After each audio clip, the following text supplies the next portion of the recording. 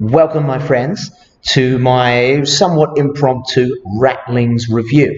Ratlings, of course, have just come out, as have the Orcish Wrecker crew. Quite exciting. I think that they look very interesting to play indeed.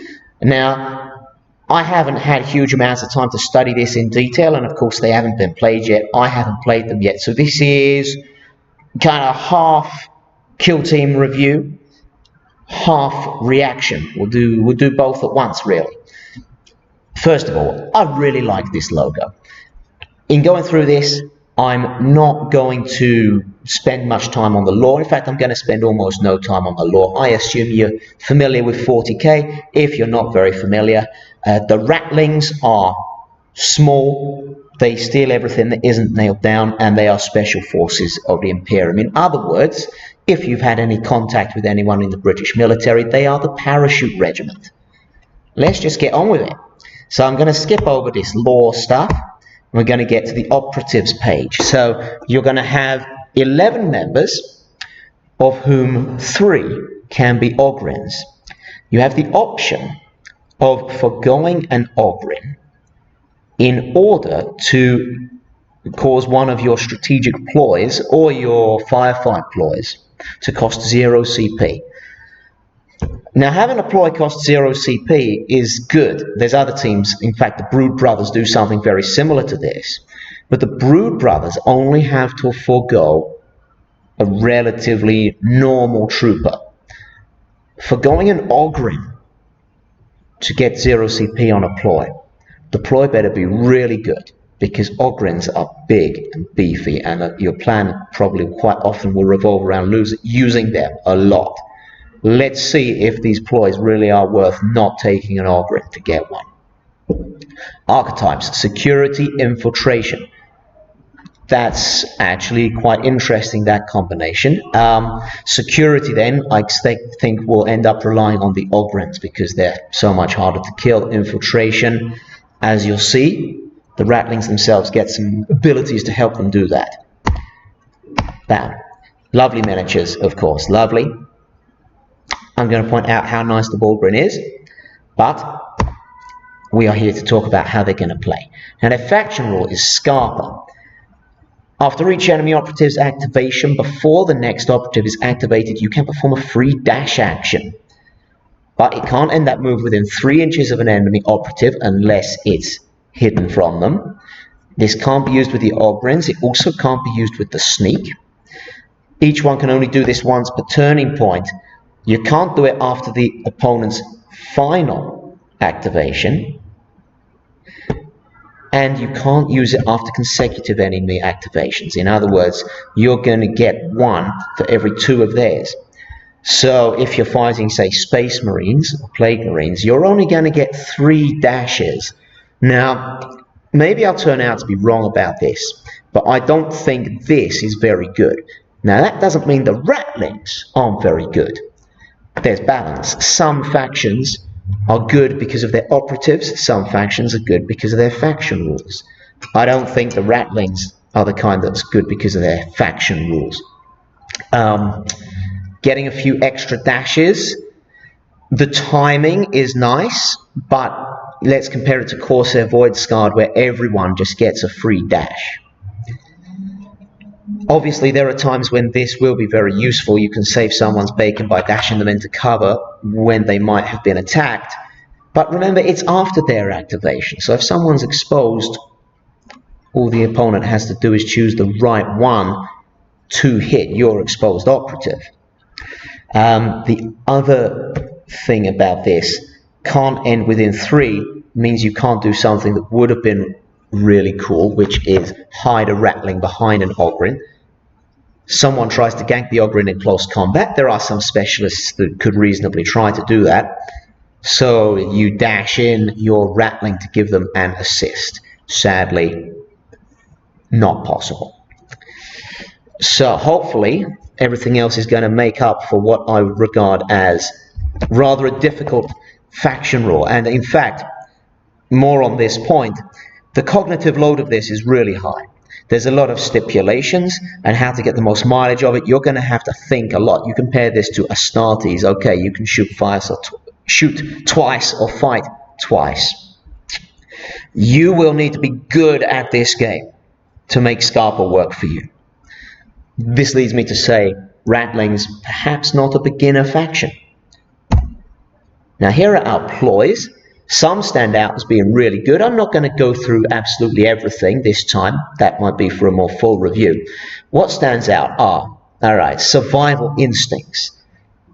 You can use a normal success to block a critical success when you're being fought against or shot against. You can use a critical success to block 2 normals or 2 criticals. Very good. That will save an operative. I also think shoot and hide is very good. So you give an operative an engage order, as usual. They shoot with a rifle, has to be with a rifle. As long as it's more than 3 away, or it's hidden, you can then change its order to conceal. Pretty good. In other words, you really can blast away and then get into being hidden and not a valid target. Very nice. Now then, sniper positions also pretty good. Close to heavy terrain, you can get silent. Now there's already quite a lot of silent access, but more silent access is always good, especially with Ratlings. They love being able to shoot from concealed because they're squishy. Frontline assault, which gives your Ogryns and your Bullgryns balanced as long as they're in your opponent's territory or close to an objective marker. Now, I'm not going to say it's bad, but I will say that the Ogryns and the Bullgryns are actually nerfed a bit in their interactions with objectives, so it's slightly counter-synergistic. Those are the things that stand out to me. I'm going to just go on now, and we'll look at the profile. So the fixer, which is the leader. Now, first of all, this is your leader, and your leader has a 5-up save with 7 wounds. That is squishy. But some very tasty damage indeed. You look at his stationary profile. Sniper rifle, okay, 4 attacks, hitting on 2s, 3, devastating 3. Now, with average rolls, I've worked this out, you're going to do 12 damage out of your 4 dice. And you can make it even more using target designation. Select one enemy operative visible to this operative until the end of the turning point. A friendly Ratling is shooting at them. That they get lethal 5+. So, of course, devastating 3 is going to be twice as good with lethal 5+. And bam, which should take average damage from that up to 14. So that's enough to take down a Plague Marine in 1 shot before defense. They still get to defend. Incidentally, the sniper rifle is a rifle, so it can take advantage of, say, sniper positions and be used with silent, which is very, very nice. Now, the downside here is heavy. It's not heavy dash, it's not heavy reposition, so you can still move a bit. To get that really excellent sniper rifle profile, the fixer has to not move at all. Right. The battle mutt. Now, quite complicated rules. If an enemy operative performs an action when it moves, you can interrupt it, that activation counteraction. If you do, each friendly Ratling operative within 6 and within 2 of that enemy operative can immediately perform a free dash or fallback action in an order of your choice. Okay, but it can't move more than 3 inches. Now, in other words, it's when they activate. It's when they perform an action in which they move. So it could be a charge or reposition, a dash. There's a lot of stipulations here. They have to be within 6 inches of the battle mutt, and they have to be within 2 inches of the enemy operative. They can't move more than 3. I mean, there's probably cases where this might win you the game, but I think in most cases it won't be hugely useful, to be honest. 3 inches is not enough when you're already within 2 to get someone out of range of being charged, for instance. Now, if you can get them, say, behind cover, yeah, this could end up being useful. And because it is all of them that are that close, you can probably do some nice shenanigans with it. But like the faction rule, High cognitive load without being particularly game-changing. That's my verdict on the battle mud. I know it's a doggo. I like doggos too. It is what it is. Also, 5+ save, 4 wounds. Now the Bullgrin. Now we are talking. Look at this. Very beefy. 4+ save, 16 wounds. If you take the slab shield, you can get it save up to 3+.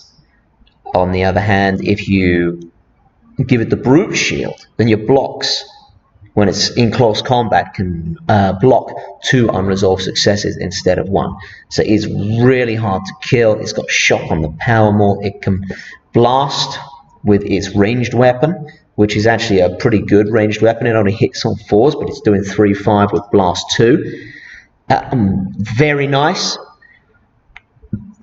If we went back briefly to look at these, I know I said sniper positions is good. I know I said shoot and hide is good. Lastness, of course, objective shenanigans could occasionally win you the game. Are any of those good enough to forego a Bullgrin? No, I really don't think so. Maybe tournament results are going to prove me wrong, but I think people are just not going to use that rule that lets you not have a Bullgrin or an Ogrin to take the ploy for 0 command points. The Bullgrin is much better. But the good news is the Bullgrin is really good. Now, if we have a look at the Ogrin, kind of similar. Saves a bit worse. It's only 5+. He's still got 16 wounds. He's got a shorter range, but still very destructive gun. It hits a bit better. It hits a bit harder as well. But it's only got range 8. His bayonet's not up to the Bullgrin's power maul, but it's very beefy. It's got bayonet charge. When it finishes moving during the charge action, that's just D3+1 on one enemy within its control range. Really good. Somewhat similar to stuff that, say, Chaos Cult can do, but Chaos Cult are squishy and the Ogrin is not squishy. However, has trouble using cover because of brute, and like the Bullgrin, spend additional AP for it to perform the pickup marker and mission actions. That's a shame. And again, therefore, what was our power called? Frontline assault, perhaps slightly counter-synergistic. Although the guy is still quite good for defense, he can still camp on an objective and stop your enemy getting it. He's still really good though. Lots of beef, really hard to kill, good damage output as well. Are you really going to give up the Ogrin in order to get one of those abilities for 0 command points? No, you're not. I really don't think so. The Ratling Big Shot. So his tank stopper rifle is a rifle, so it can benefit from those abilities. That's good. Now, Devastating 1, very nice. Devastating 1 when you're hitting on 3s. Or Devastating 4 when you're hitting on 2s. Piercing 1, severe. This thing is incredibly destructive. You need to keep this guy safe because he's 5+ on 6 wounds. That's one of the squishiest things in the game. I mean, I'm trying to think if there's anything more to say. No, there's not. He will gun things down. Really good. The Ratling Bomber. Now, what have we got here? The Tripwire. You can set up 2 Tripwire markers wholly within your territory. Okay. Okay, so he's got kind of a landmine thing. But the landmine thing doesn't damage them. It takes away from their APL, and you get 2 of them. And he can also boost the mines you take from universal equipment. So yeah, this guy is pretty good for some shenanigans, and he's got the sniper rifle, which again has very nice damage output, at least as long as it's stationary. With stationary, it's hitting on 3s and getting devastating 3, with, however, the proviso that it is heavy, without no heavy dash. There's no heavy dash here. It's not heavy reposition. It's just heavy. So I'm going to note here, and this will often come up, the standard mobile profile for the sniper rifle is not all that good. 4+, 3/4. Kind of middling damage. To make it excellent, you have to be stationary, and to be stationary you can't move at all, which is unusual. This kind of weapon, you usually get something like stationary dash. So that is a little bit of a weakness throughout, but they're still really good because look how much damage they do. Okay, now the hard bit. This operative can perform the charge action with a conceal order. Very nice. At the end of that activation, add 1 to the attack stack of its combat knife. And it gets brutal. So in other words, if you're charging with a conceal order, you're going to do 4 attacks, hitting on 3s. 3, 5, balanced, brutal. Pretty nice. That's going to have pretty nice damage output, but it's not enough that you're going to take down a Plague Marine or still less a Patriarch in one go. When it's retaliating in light cover,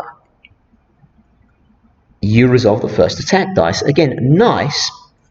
For a Ratling, this is very nice close combat damage output, but 5+ with 6 wounds. Any kind of combat specialist is only going to have to get 1 good hit on him to kill him. I want to like him, but I feel he's kind of likely to underperform, or more likely he's going to be kind of kamikaze. You're going to send him in, he's going to gank someone, and then be ganked in turn. Now the Raider, the suppressed rifle, okay, silent, good. I mentioned there was silent access before. He's got a Sniper 1 mobile, but again, the damage output is kind of middling when it's mobile. Suppressed sniper rifle stationary profile 3+, 3 free devastating 1. So the damage output has actually gone down a bit. Okay. But slingshot, what's all this? Point on a terrain feature visible to within 6-inch height. So basically he can kind of rappel up something. Treated as a reposition. So he can kind of rappel up something. Okay, that's nice. He can rappel up things. Take your shot, perhaps later use the faction rule to go down again.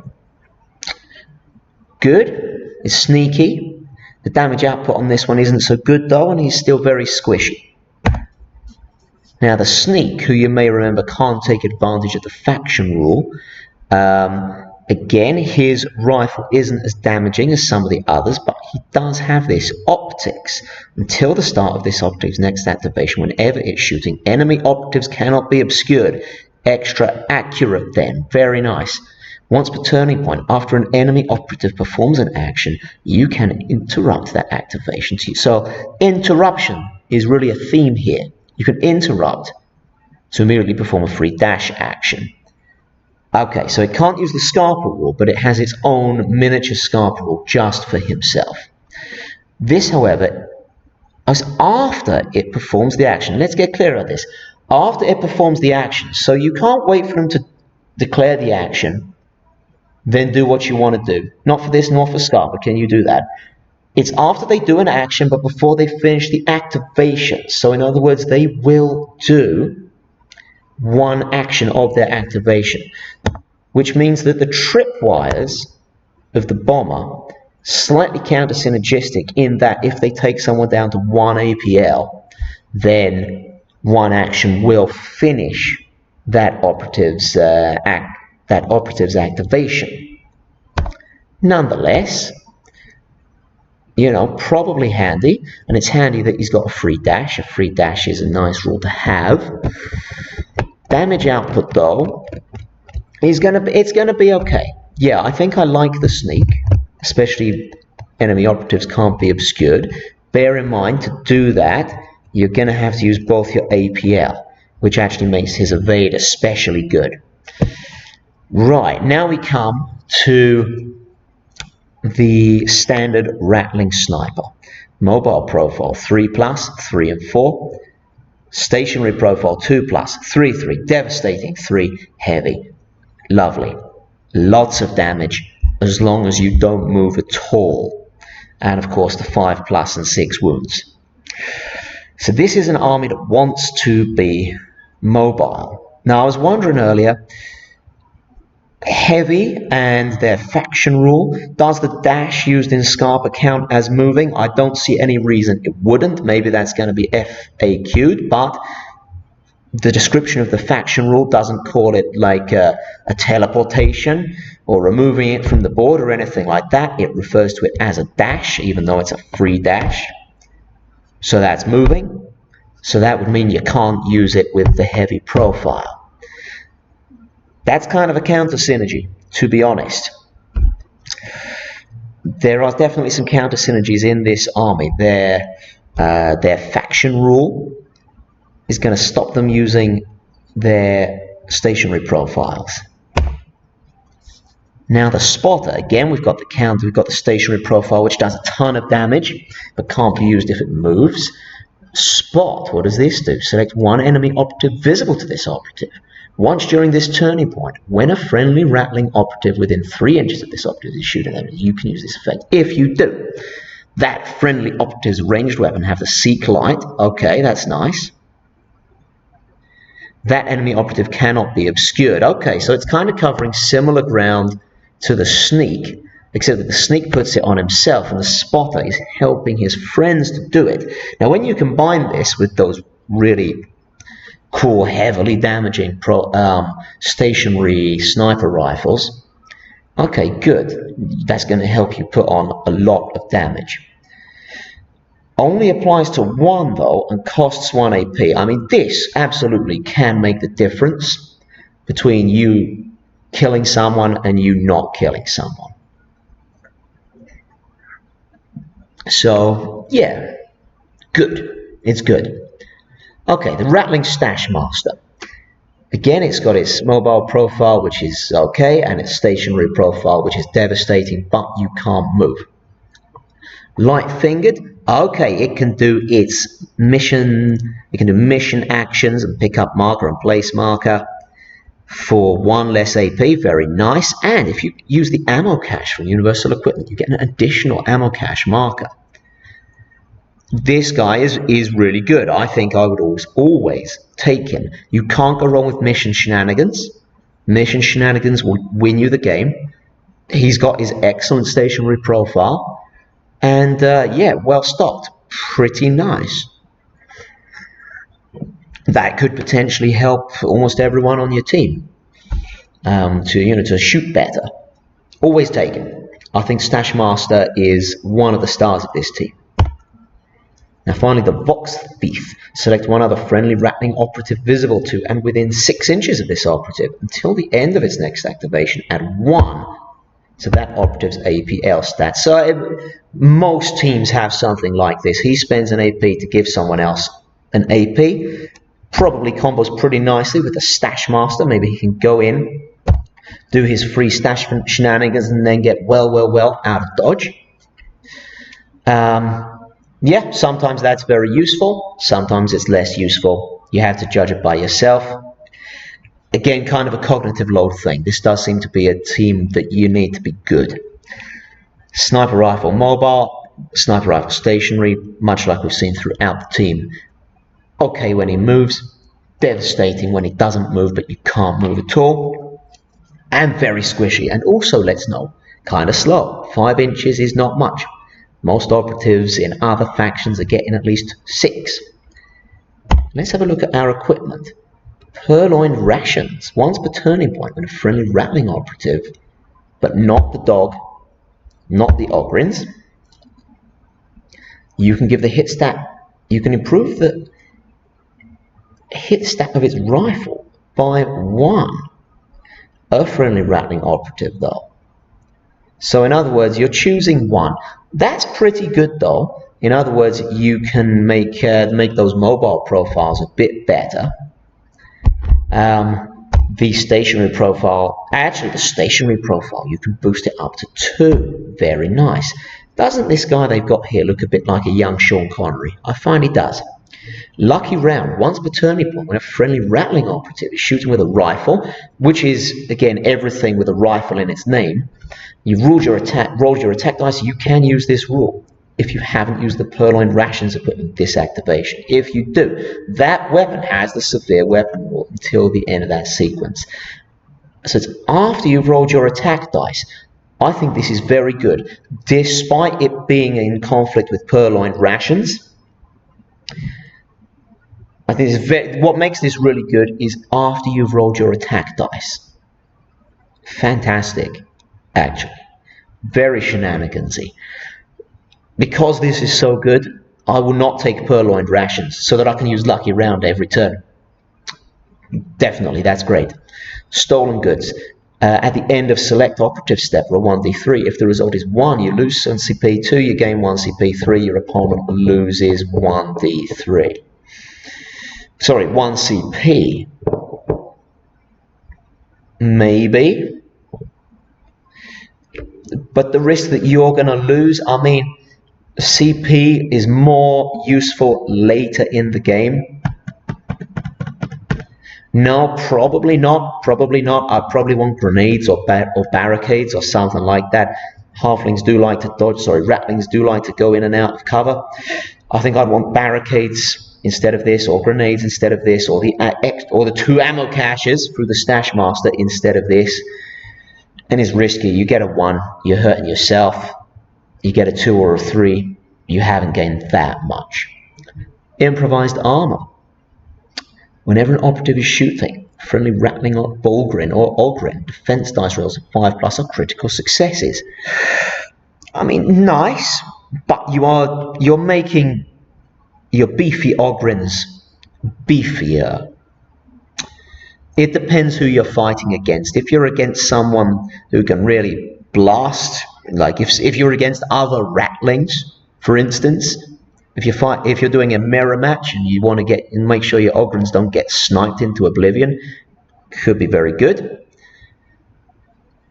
But other lists, not so much. I think they're already beefy enough. That's my instinct on this. Right. We won't read the designer's commentary. We're going to now go backwards through the PDF and choose the stars for each category. So faction equipment, lucky round, take it every time. Blah, blah, blah, blah. Shut up. Blah, blah, blah, blah, blah, blah. You may from this noise, which I'm sorry for, be able to guess my location approximately. Alright, the star equipment is lucky round.